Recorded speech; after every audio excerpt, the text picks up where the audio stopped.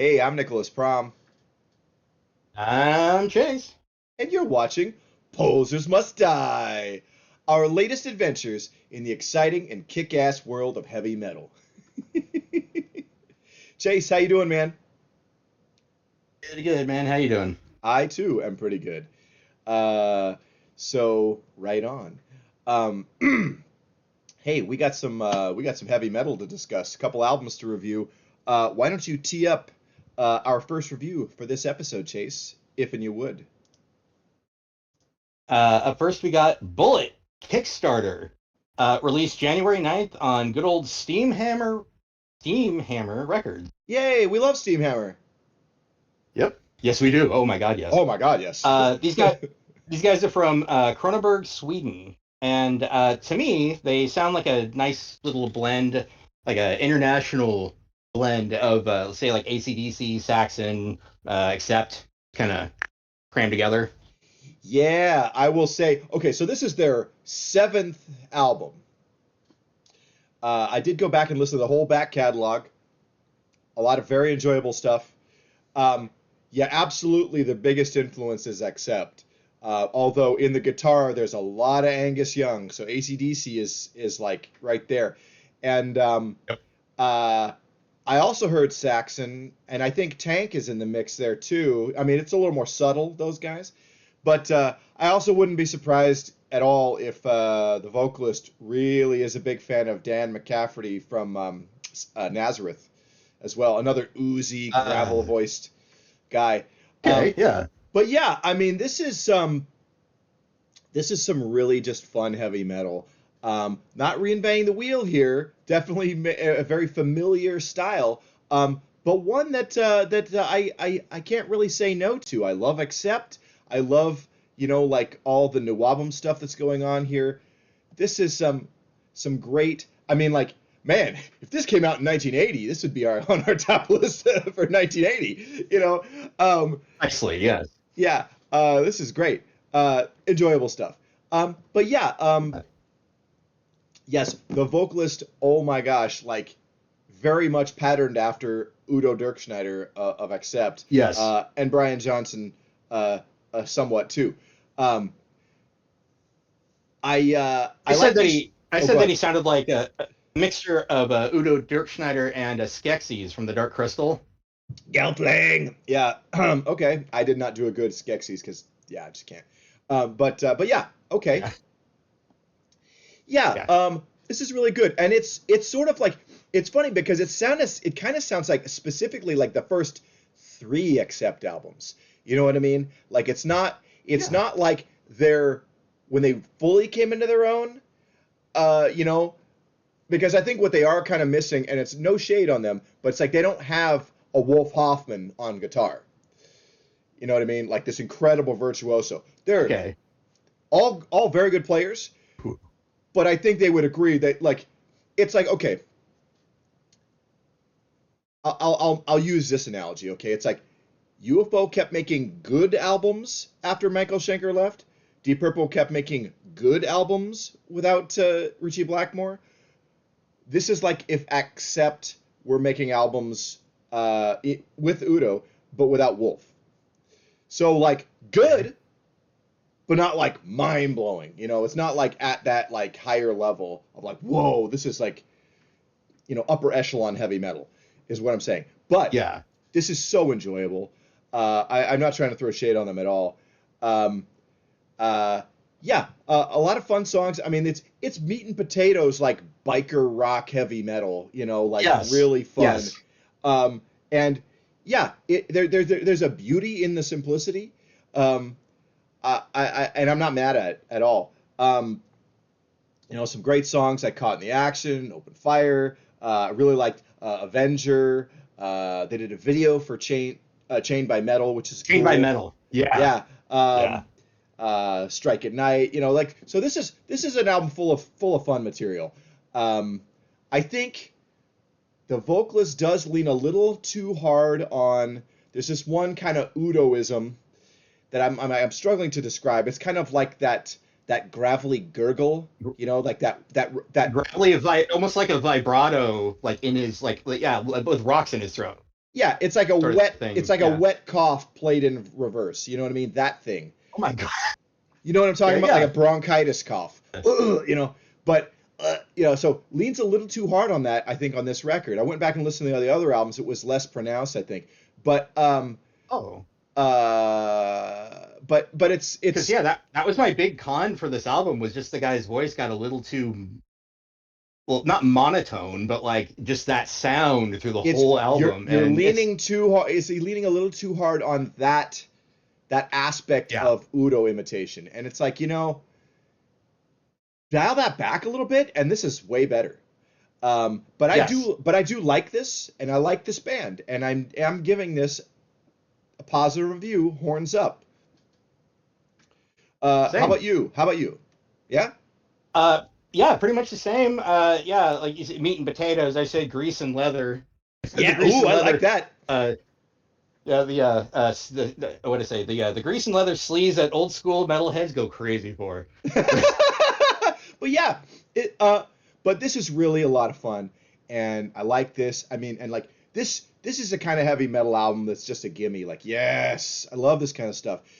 I think these guys have remember the band Super Christ. It's Professor Black from Metal Maniacs. Yes, Okay, and yes, and he was just doing Motorhead worship. Okay, like yeah. I would love to see like in a dream on a dream bill. Super Christ and Bullet would be great. Like, yes, Motorhead imitator, accept imitator. Wow, what a combo! You know, Oh, get them with our I boys forgot about Super Christ. get our boys Oh, Interceptor on in the mix. Oh, and boy, what that's just that's a recipe for just a night of speed metal fun. Um, so yeah, I definitely, concur. That sounds yeah, great. yeah.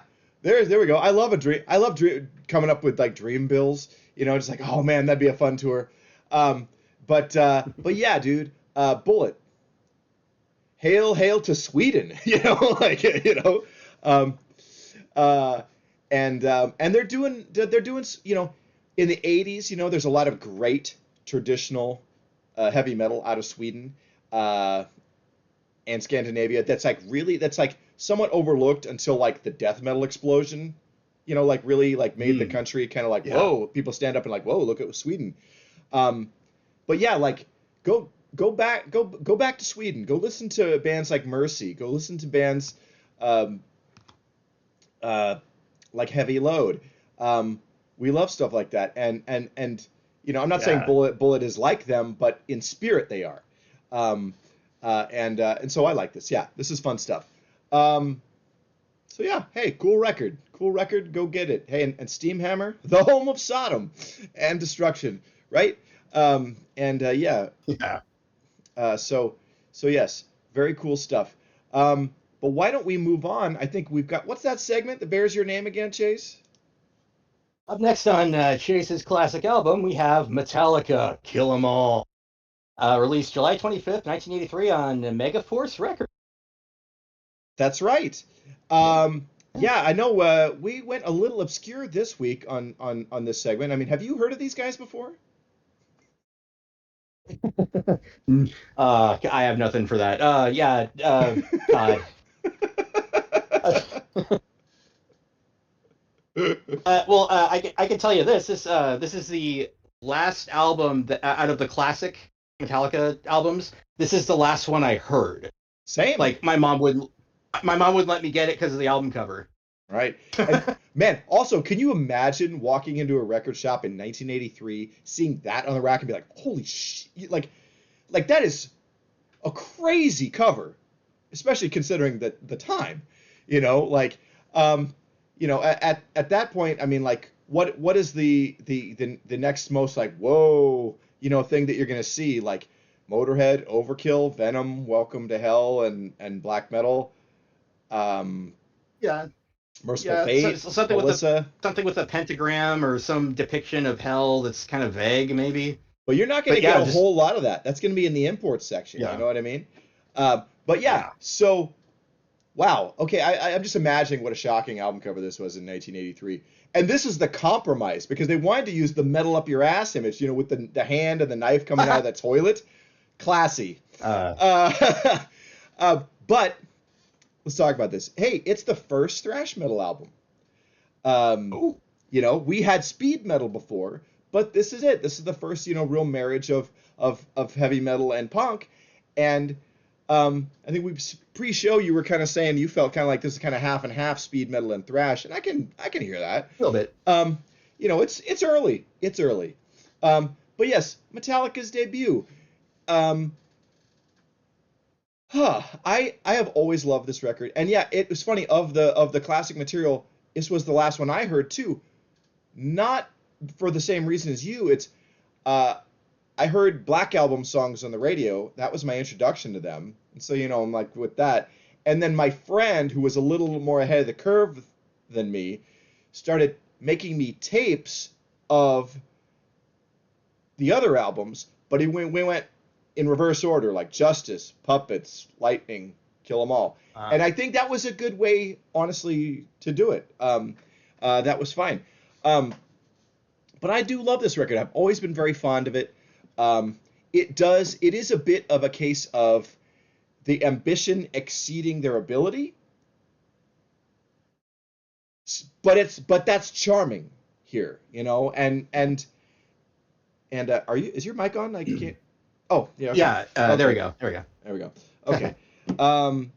But yeah, so why don't we go track by track here? I mean, it opens with the first song that James and Lars wrote, "Hit the Lights," and of course there were, this is the song that got worked on, and there's two different versions. In the first two pressings of the Metal Massacre compilation, the first pressing has one version of "Hit the Lights," and the second pressing has an improved, re-recorded version.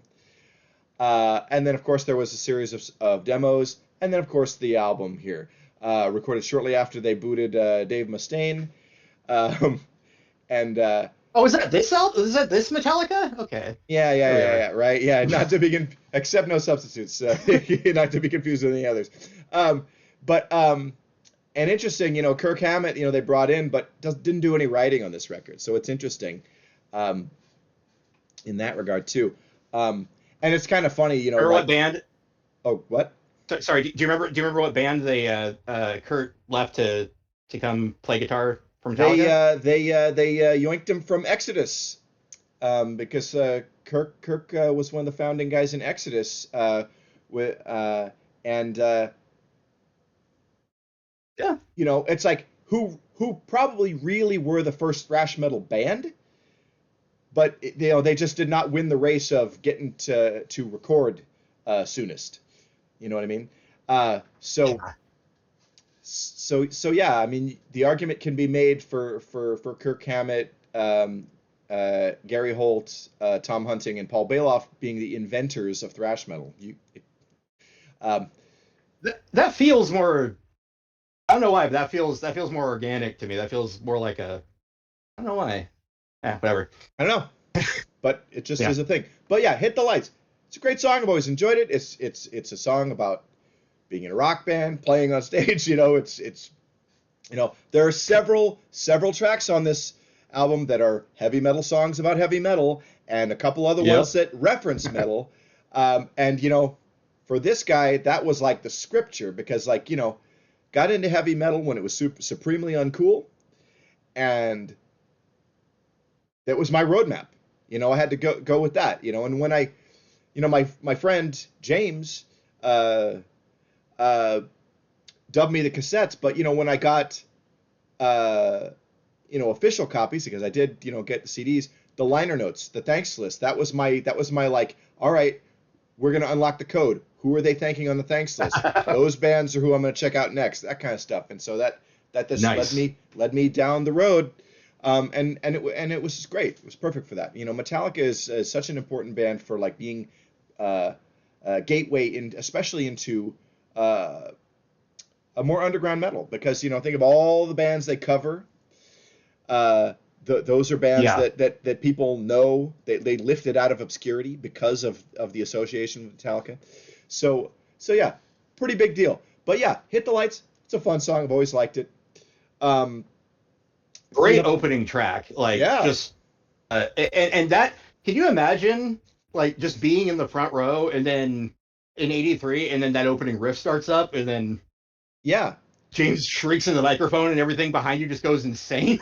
yeah, and I think it was really smart for them to have Hit the Lights as an opener. One, thematically it makes sense, but also it's like Yeah. this is the first song they wrote, and they also had a lot of time to like road test it and tighten it up, make it better. And by the time it's time to record an album, it's gold, you know. So good stuff.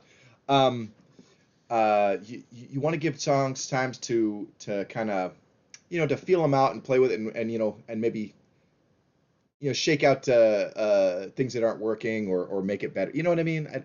I'm missing a word that I'm trying to find here, but yeah. Um, but yeah, I then got you. we get into the Four Horsemen, which always liked this song. It's great. Um, and this is a co-write from Mustaine on this one, and of course, Megadeth had their competing version of this song on their debut, uh, and you can argue which version musically is better. I think the Four Horsemen definitely has better lyrics. Making instead of like Yeah, a yeah. car slash sex song, um, and this is more apocalyptic, kind of epic biblical kind of theme. Like, all right, yeah, let's go with that. Yeah. So I think that was the smarter move, and just yeah, it is the better version. Um, but yeah, you have some thoughts on this one? I enjoy the steady gallop throughout the Four Horsemen, but not only that, but actually feels like a precursor to Creeping Death, not just thematically, but it feels like you play the two tracks back to back, one leads into the other. Well, and that makes sense. And again, we're going to with that biblical theme too. So Yeah. that tracks. Um, uh, but yeah, and then we get into Motor Breath. I like Motor Breath. Always like Motor Breath. Um, I kind of understand how where many of these songs continue to be live staples, and many of them do Yeah. not. And Yes. I can kind of you can kind of understand. It's like, okay, that's a good song, but it's not like blowing my mind. Again, I've always liked it. But yeah, I don't have a whole lot to say about Motor Breath. Do you? This one, I all I could really muster for this one feels like out of all of the songs, this one feels like it has the most like European vibe, like a European influence. I don't know what band, but that's it. Just I know that wherever they are, they're from across the pond. Yeah. So Well, and I feel like all I got. it's interesting because and I'm gonna try to qualify this image. They are on this record probably like showing like the bands they like the most because they don't. It's like they're you know Ride the Lightning is a big leap musically from Kill 'Em All. Okay. Um, Oh yeah, yeah, and this one is just kind of like, well, we like heavy metal and we're showing off all our influences, and it's like, and they were smart, they were covering all these obscure bands and let people thought they were originals, and so they're just really kind of leaning on that. I mean, they've often said it's like the shorthand is Diamond Head and Motorhead. They put the two heads together, and there we go. um, and yep. there's that, for sure. They lucked out. It's like I think their first gig was they got to open for Saxon, which, uh, Nice. yeah. Yeah. Um, uh, uh, but yeah, Motor Breath's okay. Jump in the Fire. I've always loved Jump in the Fire. Love My Jump favorite in the track Fire. on the album. Oh, really? Yep. Okay, yeah. Yeah. Always liked it, and it got its own like 12-inch EP too, with some fake live tracks as bonuses. um, but whatever. Um, but I think that's right. I can't remember if it's that one or if it's the Whiplash EP or both. I can't remember. Um, but yeah. But yeah. Jump and Fire is just great. I love it, and yeah, it's a song about like hell and shit, which is hilarious. Giving giving into temptation, doing the bad thing, and going to hell. Yeah, but it's almost like a happy-go-lucky Venom song. You know what I mean? my god, totally. Because there's no menace in this song, you know. Not at all. I like it. Oh, It's wow. fun, but yeah, it's not. I'm not scared of this, you know. You know, and I never was. I'm like, oh, okay, well, hell sounds pretty fun. Whee, jump in the fire, you know. um, Jesus. yeah. So, but yeah, jump in the fire. Okay. Um, so then we get into anesthesia, pulling teeth. Okay. Cliff's bass solo. Okay. And when I, what do you got?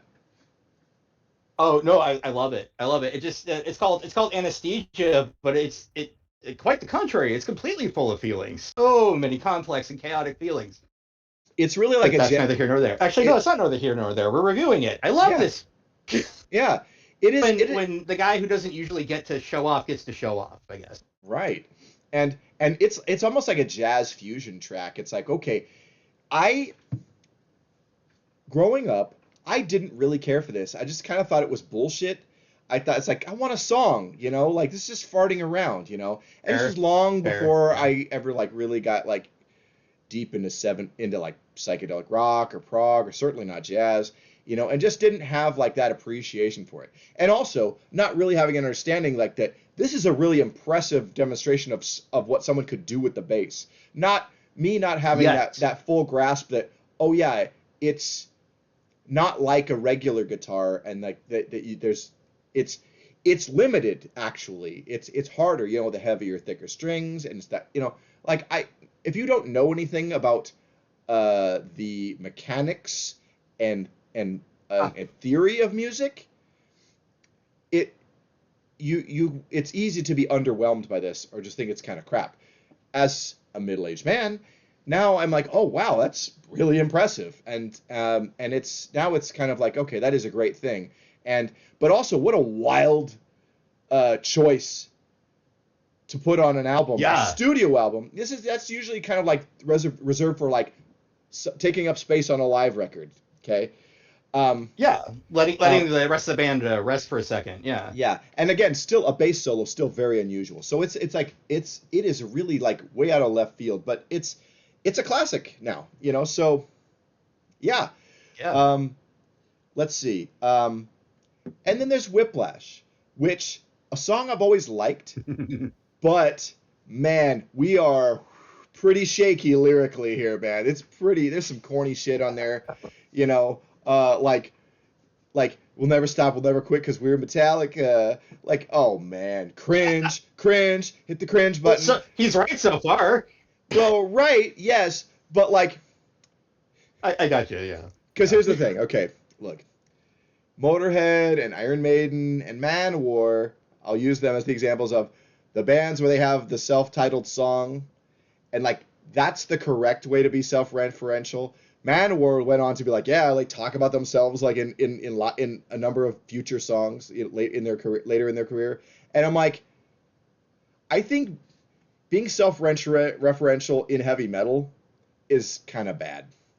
Um, again, if you have that signature self-titled song, that's one thing. That's the right place for it. But talking about your band and how rad you are in your song, dumb, you know. So they Does lose. Whiplash have a self-referential title track? Or if not, they could just cover this one and say Oh, Whiplash. Whiplash the band? No, no, Yeah. yeah, they do not.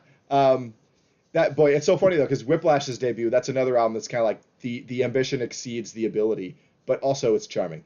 That's an album Yeah. Yeah. we should talk about someday. But You bet. yeah, but I do like the song musically, and I like what it's about. It's about heavy metal, um, and rocking out, you know, and so it's fun. I'm not mad at it, Yeah. but You I'm can also feel the pit just spawn somewhere near you sure, when the song and gets going. Yeah. and you know you have to remember like moshing is new or not even a thing yet in 1983. Okay, True. um, Fair. so yeah, that's just kind of what it is. Phantom Lord. I've always liked Phantom Lord.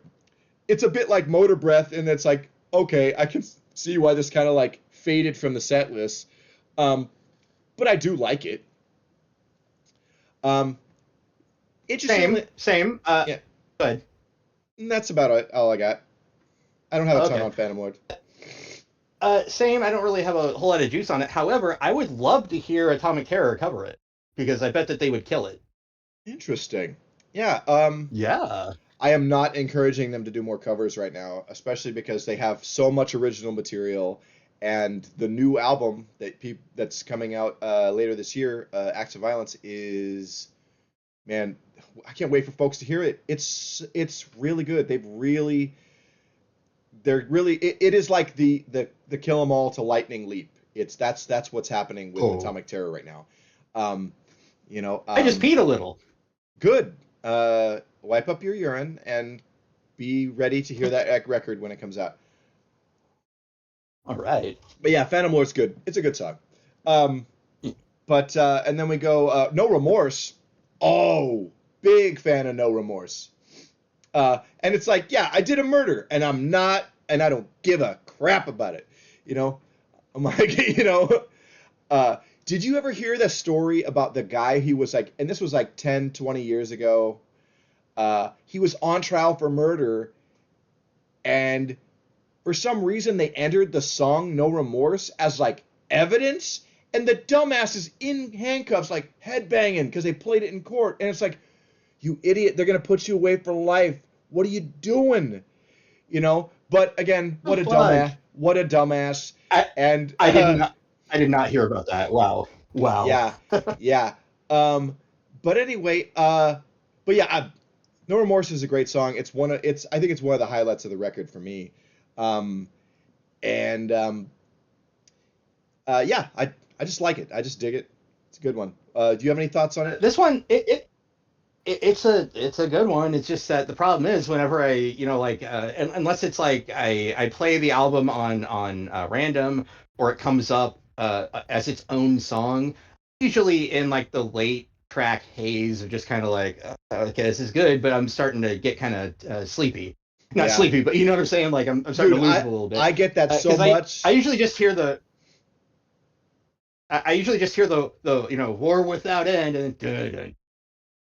and then that's the part that sticks in my head, but everything else is just kind of a haze. Yeah, there will always. I experience this a lot too. It's just like there'll always be that track in like the back half of a record that I'm like, this is good, but a lot of times it just kind of in one ear and out the other with it. I don't know why. Um, Yes, yes. um, I think I like it a bit more than you do, but yeah, yeah.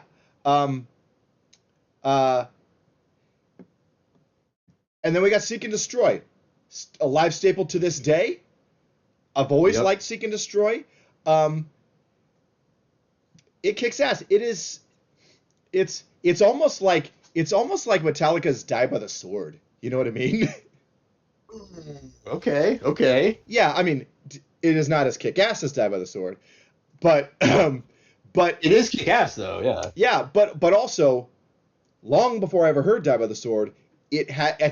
I felt it gave me that same kind of feeling. I think that's what I'm driving at here. But yeah, always Okay. like Seek and Destroy. It's also, you know what it is? Seek and Destroy it's their Running Free. Like Running Okay. Free by Maiden. Yeah. Think about that song and then think about Okay. this one and like, okay, yeah, it is that song, but for Metallica. Um, Okay. Okay. yeah. Um, Um but no, this one I love this song because this was one of the first Metallica songs I could actually get my dad to enjoy because I mean aside from like stuff off of Load and Reload that was on the radio, sure. he didn't really like the older stuff because it got too guitar-y like they focus too much on the we call it wankery but he called it something else which I don't understand at all but I'm like, but this song he didn't change the channel when this was on KOFO. Every once in a while it did pop up. He wouldn't change the channel. I'm like, yes, okay, foot in the door. all right. Yeah, and it's like that's kind of funny because that guitar wankery or whatever your dad was using, it's like that's a major component of heavy metal. um, Yeah. and but your dad grew up on being a rock guy, not necessarily a heavy metal guy.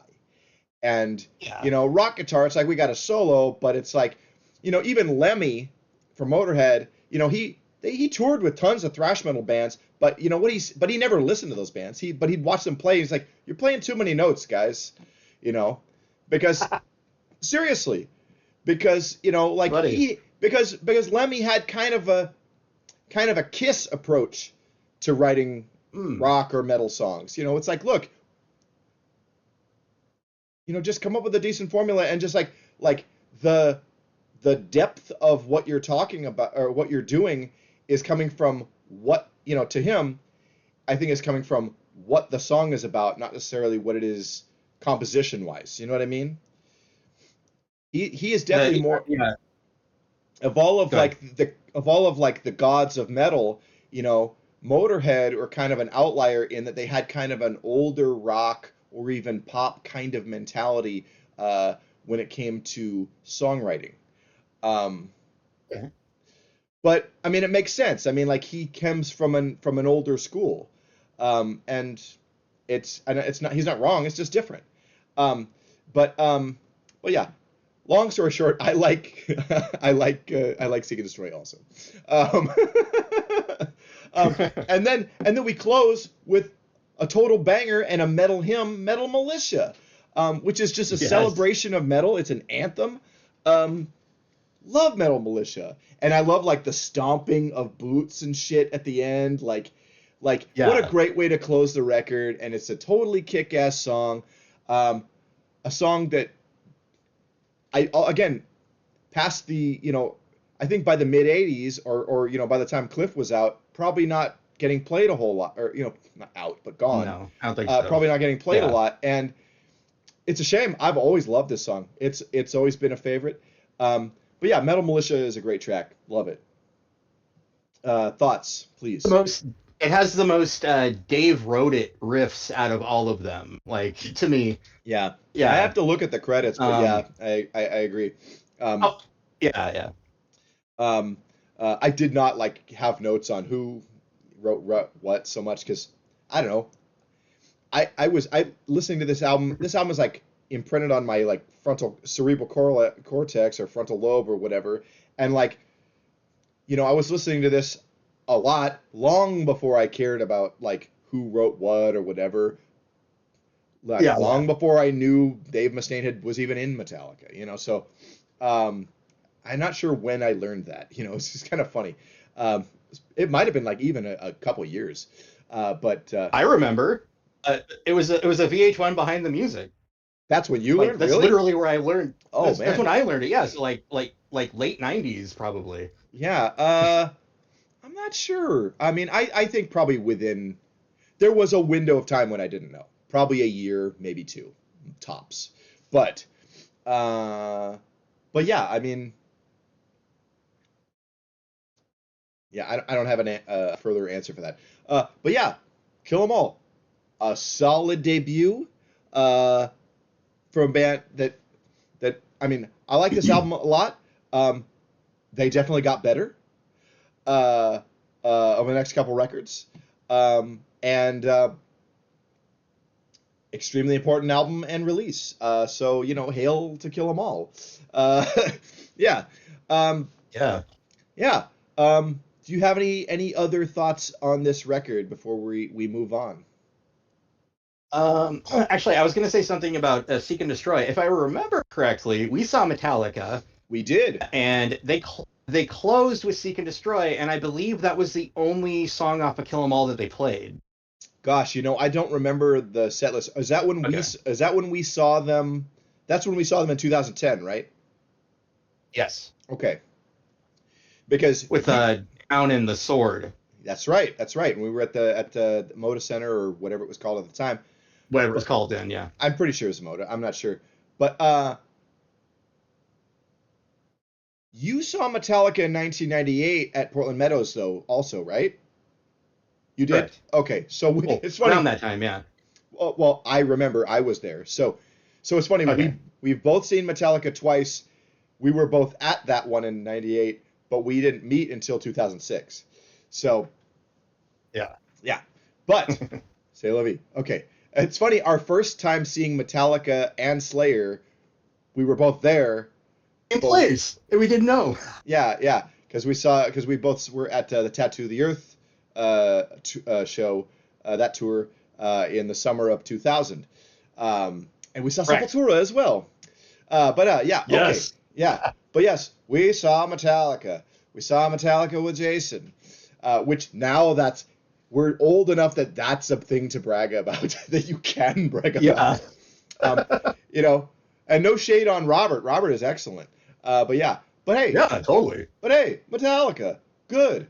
Um, all right, why don't we move Super on? clear on that. Yeah. Yeah, why don't we move on and get into our concert calendar? I added a bunch of stuff. This segment's going to be go on for a little bit. A lot of Gonna great be shows. girthy. What? So it's gonna be girthy Oh my or God! blank, whatever, whichever one. Stop. Yeah. Okay, so okay. So, if you're down in Eugene, hit up the Dark Pine Coffee Shop on Friday the 17th of January. Failure to Comply and Culprit, alongside a couple other bands, going to be there. This is a benefit show. Uh, uh, Donations go to a local warming centers. Please come and donate. Clean blankets, jackets, tents, socks, and gloves. People on the street need to not die, or people who are feeling housing insecure. There's another way to put that. But yeah, if you can do that, do it. Charity is metal. Yeah. What'd you say? What's metal? Giving to charity is metal. Yeah. But let's see. On January 17th at the FFMC Clubhouse, which I'm sure this is a house show, Millions of Dead Cops are playing with support from Sidewalk Slam and Why Won't You Die. Almost 100% sure I am going to this. I love MDC. Don't want to miss an opportunity to see them. That's gonna be some wild footage for the shorts, dude. Holy crap! Yeah, You're gonna yeah. get all. Gonna be Well, I awesome. tell you, the last time I saw them on 4th of July, those reels, whew, they did us a lot of good. I had one reel that went viral, and I got like 10,000 likes or something crazy on it. So yeah, Wowzers. yeah. So I'm not expecting that to happen again, but that was definitely cool. That definitely helped us. But yeah, Millions of Dead Cops are great, and they're definitely a band their message is more important than ever. Uh, let's just say. At that very evening. If you're not going to that, go to the High Limit Room and see some hardcore. See Mine, At Peace, Altar of Hyreth, Greythorn, and War from Within. That starts at 4 o'clock. Or excuse me, doors at 4 and music at 4:30. I like these starting early shows. I think that's really great. All shows at the High Limit Room are all ages, and that rules. I love that. That's so good for just heavy music in general. Give the youth a place to be, to congregate, and to participate in something positive. Hell yeah. The very next evening at the High Limit Room, it's a benefit show, a fundraiser for PDX jail support and the Defense Fund PDX. That's very important. Show up and see Adjudicator, Mad Choice, Unspeakable Carnage, Conscript, and Nemesis. Going to be a great hardcore show. This is a Sunday matinee, not a matinee. It starts at 7 p.m. But if you don't have to work Monday, man, go hit it. If I didn't have to work the following day, I would be at it. Oh man. Another excellent hardcore show, January 21st, at the High Limit Room. Magnitude, Envision, Firestarter, Stand Tall, Fortune, and Rise Up. Man, get that hardcore. This is a Wednesday, and let me tell you, if I wasn't going to see Black Flag the next night, or that very night, I would be at this. But Black Flag are playing at the Hawthorne Theater on Wednesday, January 21st. I'm going to be seeing Greg Ginn and the kids. I'll report back and let everybody know how that goes down. But that's going to be, I'm excited. I'm going to have fun seeing Black Flag, or this version of Black Flag. And let's see, what else? January 23rd and 24th at the Fraternal Order of Eagles on Exeter Street, or Avenue, I should say, in Portland. It's Winterfest 2026. You're going to see Crucible of Absolution, or whatever that is, Within the Pyre, and Damage Overdose, and probably like 15 other bands over the course of 2 days. There's a worse way to spend your time and your dough. $20 a day, all ages. Go get it, son. Hey, what's this? More hardcore at the High Limit Room.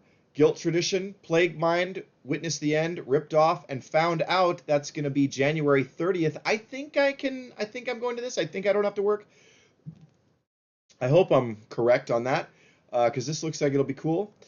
Let's see, what else? Oh, January 31st at the Blackwater, Stainless and Leather Bitch with support from Crag Dweller. That's going to be great. Stainless are excellent, and Leather Bitch are really fun. I'm finally going to see Leather Bitch, who I've been hankering to see for quite some time. That's going to be a fun night of heavy metal, dude. And let's see. Oops. If you get down in... Oh, sorry, I screwed this up. Hang on. Somehow this image, I made it too big. There we go. If you're going to be down in Bend, Oregon, go see Gathering, Damage Overdose, Weapon World, Nerve Damage, and Spina. It's a diverse bill of heavy metal, extreme metal, all ages show at Silver Moon Brewing. If you're down in Bend, hit it up. That'll be cool. Let's see. Sounds like fun. Yeah. And then, oh my God, I got to be at this because who's been added to the bill? Stress Test. A band I love. Holy crap.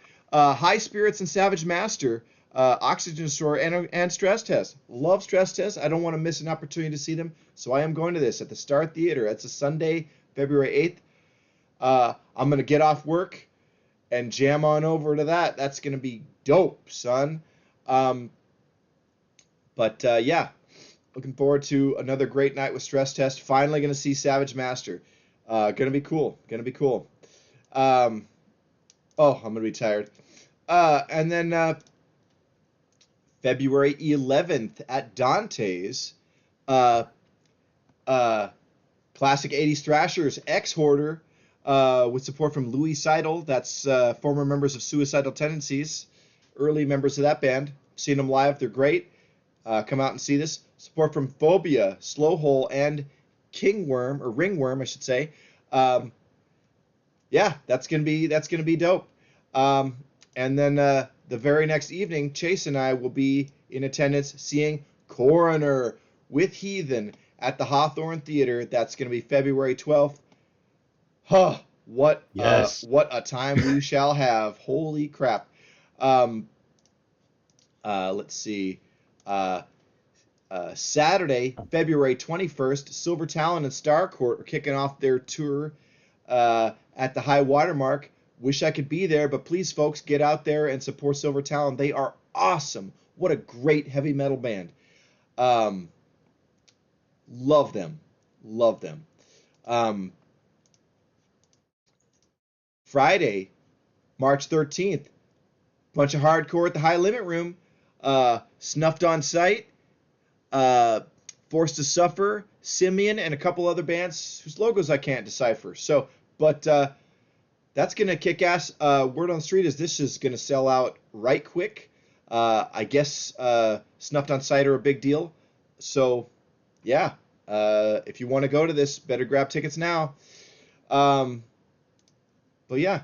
And then, of course, March 14th at the Roseland Theater, it's Testament's Thrash of the Titans tour with support from Overkill and Destruction. This is tour of the year, baby. Thrash metal gods through and through. This is going to be what an incredible night. I'm so jazzed for this.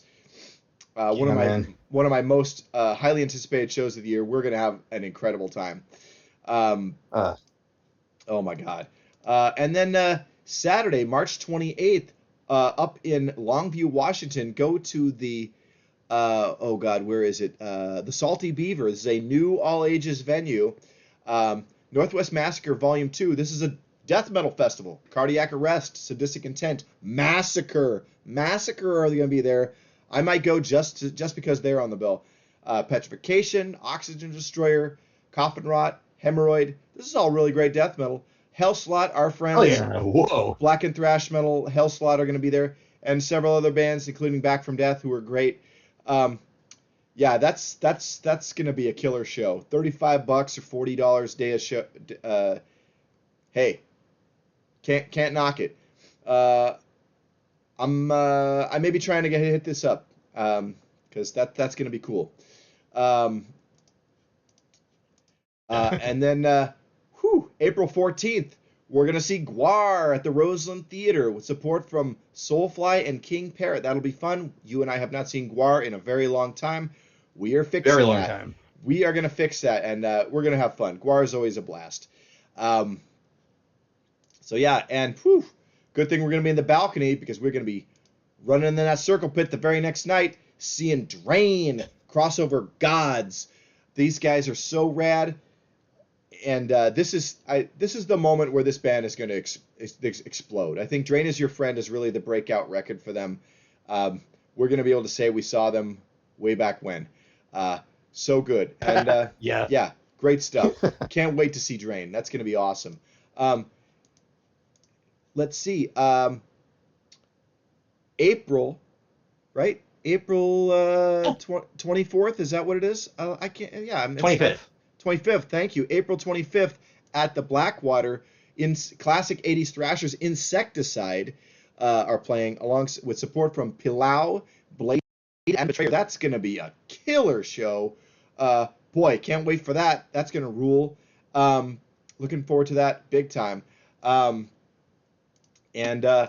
then of course I'm going to be going up April 28th to Seattle to see Helloween. On their 40th anniversary tour. Wow. So much awesome shit in store this year. Just having a great ass time, baby. Oh. Yeah. So that's what we got for shows. That's a lot. A lot of things. And that's our show for this evening. Chase, why don't you hit us with a sign off, man? Thanks for watching. Like, comment, subscribe, and remember, I live, you die. Aww. That's right. Love you guys. Okay. Good night, everybody. Thank you.